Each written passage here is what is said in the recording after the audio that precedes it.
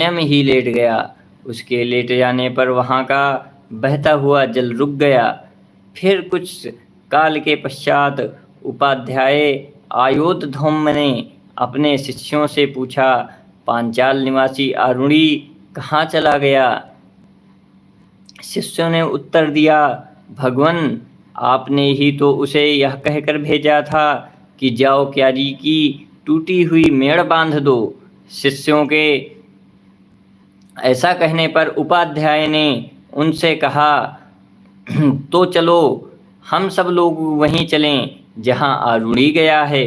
वहां जाकर उपाध्याय ने उसे आने के लिए आवाज दी, पांचाल निवासी आरुणि कहाँ हो वत्स, यहाँ आओ।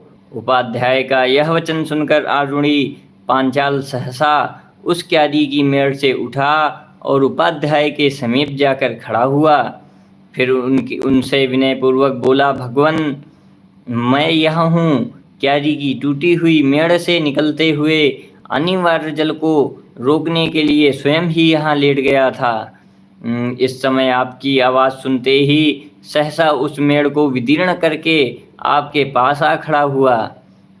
मैं आपके चरणों में प्रणाम करता हूँ, आप आज्ञा दीजिए, मैं कौन सा कार्य करूँ?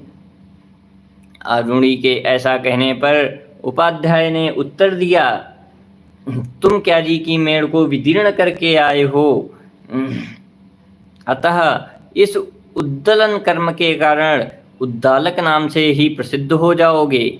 ऐसा कहकर उपाध्याय ने आरुणि को अनुग्रहित किया। साथ ही यह भी कहा कि तुमने मेरी आज्ञा का पालन किया है, इसलिए तुम कल्याण के भागी हो जाओगे। संपूर्ण वेद और समस्त धर्मशास्त्र तुम्हारी बुद्धि में स्वयं प्रकाशित होंगे।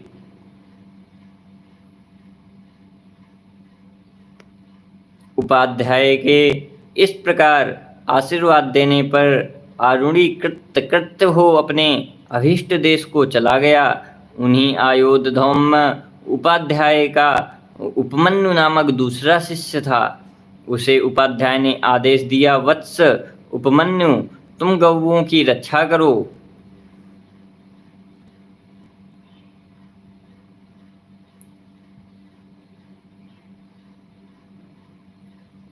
उपाध्याय की आज्ञा से उपमन्यु गौओं की रक्षा करने लगा। वह दिन भर गौओं की रक्षा में रहकर संध्या के समय गुरुजी के घर आता और उनके सामने खड़ा हो नमस्कार करता।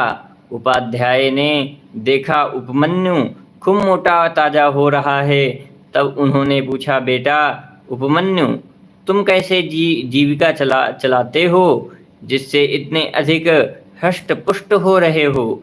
उसने उपाध्याय से कहा, गुरुदेव, मैं भिक्षा से जीवन निर्वाह करता हूँ।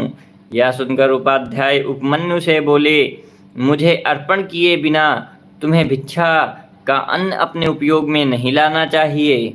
उपमन्यु ने बहुत अच्छा कहकर उनकी आज्ञा स्वीकार कर ली। अब वह भिक्षा लाकर उपाध्याय को अर्पण करता था और उसके बाद वह स्वयं ग्रहण करता था।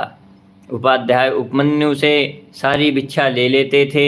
उपमन्यु तथास्तु कहकर पुनः पूर्ववत गौओं की रक्षा करता रहा।